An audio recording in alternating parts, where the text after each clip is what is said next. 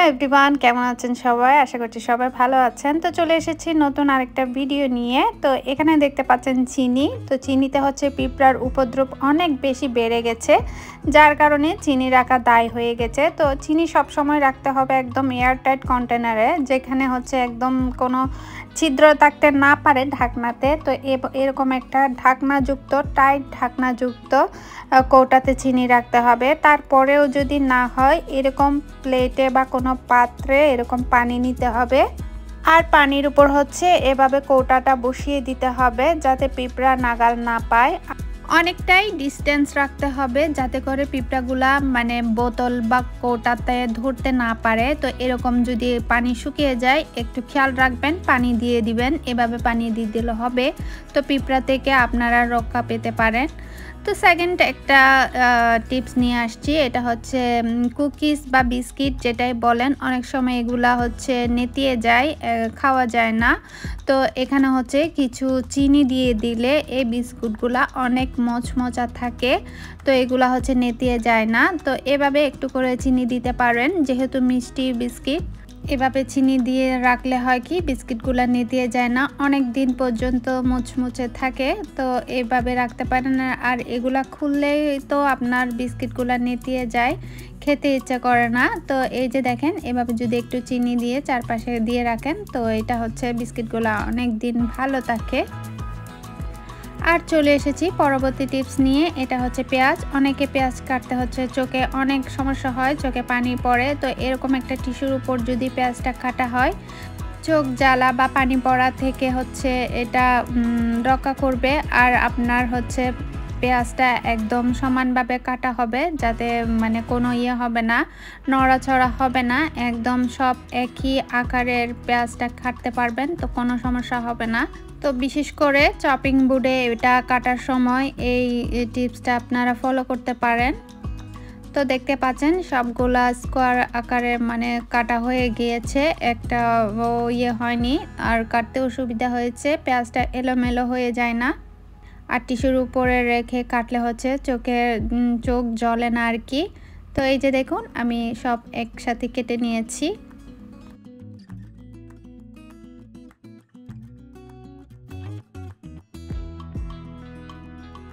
আরেকটা টিপস নিয়ে চলে আসছি, এটা হচ্ছে অনেক সময় আমরা অনেক কিছুর প্যাকেট খুলে থাকি, চিপসের প্যাকেট খুললে বাচ্চারা খায় না, বা অনেক চানাচুর বিস্কিট যে কোনো কিছুর মশলার প্যাকেট আমরা খুলে থাকি।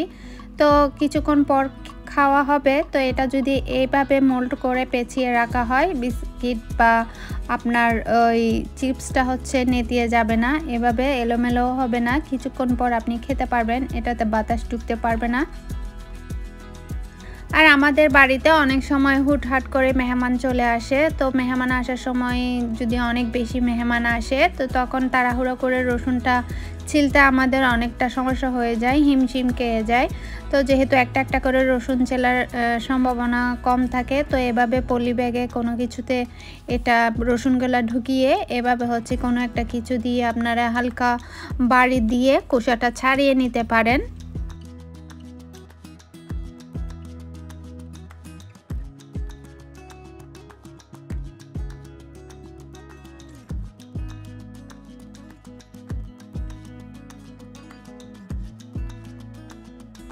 তো এই যে দেখুন, অনেকটাই সহজ হয়ে গেছে। তো এখান থেকে হচ্ছে রসুনটা একদম ইজিলি নেওয়া যায়। তো আপনারা একটু বেছে নিয়ে নেবেন। আর একটা একটা করে কাটতে গেলে তো আপনারা এগুলোর সমস্যা হয়।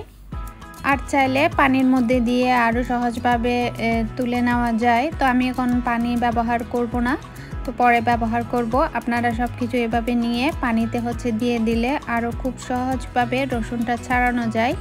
তো এখানে আমি বেশি বাড়ি দিইনি, কারণ বেশি থেতলে যাবে, তাই হালকা করে বাড়িটা দিয়েছি। আর লক্ষ্য রাখবেন যাতে বেশি বাড়ি না পড়ে, একদম থেতলা হয়ে না যায়।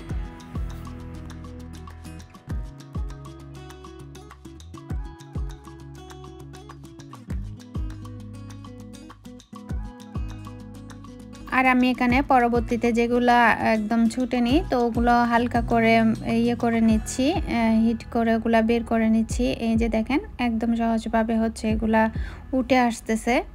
তো এই তো এভাবে করে আপনারা হচ্ছে রসুনটা হচ্ছে তাড়াতাড়ি করে নিতে পারেন। আর এখন চলে এসেছি কাঁচামরিচ নিয়ে। বাসায় যদি অনেক বেশি কাঁচামরিচ আনা হয়, কাঁচামরিচগুলোর হচ্ছে এরকম বোটা ছাড়িয়ে নিতে হবে। তো সবগুলার এরকম বোটা ছাড়িয়ে নিতে হবে। দেখা যায় এগুলা নর্মালে রাখা গেলে এগুলা হচ্ছে পচে যায়, খুব সহজেই পচে যায়। তো প্রথমেই এগুলা হচ্ছে ভালো করে বেছে ধুয়ে নিতে হবে। আর এগুলা ভালো করে ধোয়ার পর একটা বক্সে টিস্যু দিয়ে এভাবে হচ্ছে পানি ঝরিয়ে এখানে টিস্যুওয়ালা বক্সে নিয়ে নিতে হবে। তো আপনারা চাইলে এই কাঁচামরিচটা নর্মালে রেখেও ব্যবহার করতে পারেন, আবার ডিপেও সংরক্ষণ করতে পারেন। তো আমি হচ্ছে এগুলা ডিপে সংরক্ষণ করব, তাই উপরে আরেকটা টিস্যু দিয়ে এভাবে আমি বক্স করে রাখি, অনেক দিন ভালো থাকে। এটা ট্রাই করতে পারেন। আর এখানে চলে এসেছি করলা অনেকে তিতার জন্য খেতে পারে না, তিতা লাগে। তো আমার যেহেতু করলা তিতা লাগে না, আমি খেতে পারি। যাদের তিতা লাগে, তিতা করলাটা তিতার জন্য খেতে পারে না, তারা লবণ দিয়ে তিতা করলাটা এভাবে কচলিয়ে নিতে পারেন। তো এভাবে লবণ দিয়ে কচলালে হয় কি, তিতাটা অনেকটা কমে যায় আর রান্নার পর খেতে একদমই তিতা লাগে না। তো এভাবে লবণ দিয়ে হচ্ছে করলাটা যদি আপনারা কচলিয়ে নেন, তো তিতাটা সহজেই বের হয়ে যায়। তো এটা লবণ দিয়ে কচলানোর পর ভালো করে পানি দিয়ে ধুয়ে নেবেন। তো আশা করছি সবাই মোটামুটি এগুলা জানেন, আর যারা জানেন না তাদের জন্য আমার টিপসগুলা। আর এগুলা পানি দিয়ে ধুয়ে নিতে হবে, কয়েকবার ধরে পানি দিয়ে ধুয়ে নিলে এগুলা তিতা একদম চলে যাবে। তো যারা তিতা করলা খেতে চান কিন্তু তিতা লাগে, তাদের জন্য এই টিপসটা। আর সাথে একটা আলু কুচি করে দিয়ে দিবেন। আলু দিলে হয় কি, তিতা করলাটা তিতা লাগে না, অনেকই মজা লাগে। তো আলু ভাজির মতো, মানে আলু তিতাটাকে হচ্ছে অবজার্ভ করে নেয়। তো আলু দিলে খেতে অনেক মজা হয়। সাথে একটা টমেটো কেটে দিবেন, আরও ভালো। আমি রান্নার সময় টমেটো দিয়ে দিব। আর চলে এসেছি পরবর্তী একটা টিপস নিয়ে। এখানে আমরা অনেক সময় পেঁয়াজ, আদা, রসুন ব্লেন্ড করে রাখি। তো অনেক দিনের জন্য ব্লেন্ড করে রাখি, ডিপে রাখি। দেখা যায় অনেকে বলে কালারটা নষ্ট হয়ে গেছে, সবুজ কালারের হয়ে গিয়েছে। তো এটা না হওয়ার জন্য একটা টিপস শেয়ার করব। তো এরকম আদা, রসুন, পেঁয়াজ হচ্ছে ব্লেন্ড করার পর একটু করে লবণ মিক্স করে দিবেন। আর দিবেন হচ্ছে তেল। তো তেল আর লবণ দিলে আদা রসুনের ইয়াটা হচ্ছে কালার আর টেস্টটা কিছুই হয় না। আমি এখানে অলিভ অয়েলটাই ব্যবহার করছি, আপনারা চাইলে খাবার তেল, সয়াবিন তেলও ব্যবহার করতে পারেন। আর আদা রসুনের পেস্টটা অনেক দিন ভালো থাকে, কালার আর স্বাদে একই থাকে। চাইলে নর্মাল ফ্রিজও রাখতে পারেন, ডিপও হচ্ছে আপনারা সংরক্ষণ করে রাখতে পারেন। নর্মালে হচ্ছে বেশি দিন থাকবে না, এক সপ্তাহ মতো থাকবে, আর হচ্ছে ডিপে অনেক দিন থাকবে।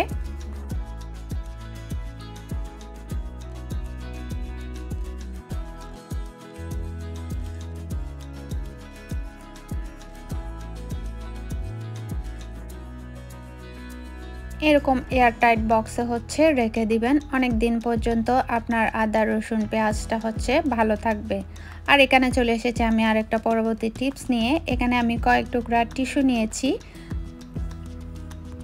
টিস্যুটা কেন নিয়েছি আপনাদেরকে বলছি। আমি টিস্যুর উপর হচ্ছে একটু করে বেকিং সোডা ছিটিয়ে দিচ্ছি, তারপর হচ্ছে সবখানে একটু হালকা করে বেকিং সোডা ছিটিয়ে দিচ্ছি। তারপর আমি দিব হচ্ছে একটু করে পানি।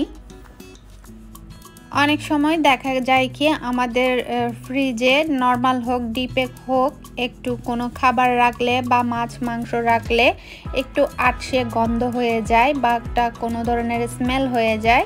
তো এই স্মেলটা দূর করার জন্য আপনারা এই টিপসটা ব্যবহার করতে পারেন। যদি ফ্রিজটা পরিষ্কার করার স্কোপ না থাকে বা সময় না থাকে, তাহলে এভাবে বেকিং সোডা আর টিস্যু একটু পানি ভিজিয়ে আপনারা ফ্রিজে রাখতে পারেন। তাহলে এভাবে যখন রাখবেন আপনাদের গন্ধটা হচ্ছে অ্যাবজর্ব করে নিবে এই টিস্যুর পেপারটা। তো চাইলে এই টিপসটা করে নিতে পারেন, পরবর্তী আপনার ফ্রিজটা ওয়াশ করে নিতে পারবেন।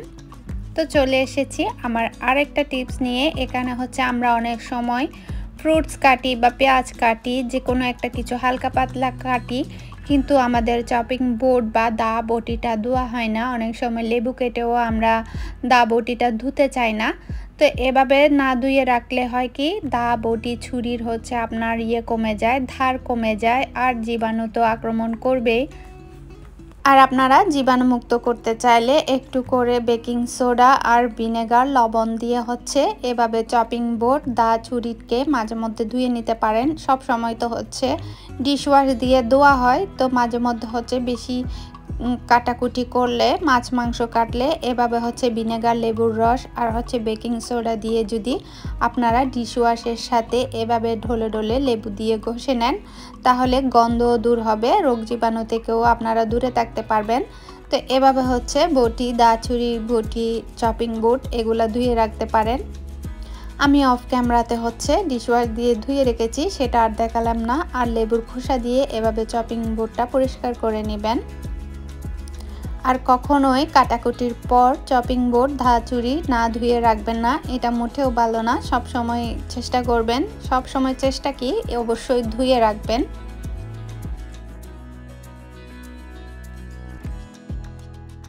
আরেকটা প্রয়োজনীয় টিপস নিয়ে শেয়ার করতে চলে এসেছি। দেখতে পাচ্ছেন এখানে অনেক সময় আমরা কাচের কোটা আনি বা কোনো কিছু খাওয়া হয় খালি হয়, তো এটা হচ্ছে আমরা রেখে দিই ব্যবহার করার জন্য। আর এরকম স্টিকারের জন্য এটা দেখতে খুবই খারাপ লাগে। আর স্টিকারটা হচ্ছে আপনারা এমনি ঘষলে উঠবে না। এটা যদি আপনারা একটা রাত পানিতে ভিজিয়ে রাখতে পারেন তাহলে খুব সহজেই এটা উঠে যাবে, একদম কোনো পরিশ্রম ছাড়াই উঠে যাবে। কোনো পরিশ্রমই করতে হবে না, ঘষাই দিতে হবে না। দেখলেই বুঝতে পারবেন কি ইজিভাবে উঠে যাচ্ছে। তো অনেক সময় হয় কি গামটা থেকে গেলে এটা দেখতে সুন্দর লাগে না, খারাপ লাগে আর হচ্ছে কালো কালো হয়ে যায়। তো দেখতে পাচ্ছেন আমি খুব সহজেই এই কাগজটা উঠিয়ে নিয়েছি আর হালকা করে একটু তারের জালি দিয়ে ঘষা দিয়ে দিচ্ছি যাতে আর একটু পরিষ্কার হয়ে যায়। তো আপনারা তো দেখলেনই খুব সহজে কাগজটা উঠে গিয়েছে। তো আপনারা যদি চান এভাবে হচ্ছে পানিতে ভিজিয়ে রাখবেন, অনেক কয়েক ঘন্টা ভিজিয়ে রাখলেই এটা একদম আপনি উঠে যাবে। আর আমার ভিডিওটি ভালো লাগলে লাইক দিয়ে চ্যানেলটি সাবস্ক্রাইব করে পাশে থাকবেন। আল্লাহ হাফেজ।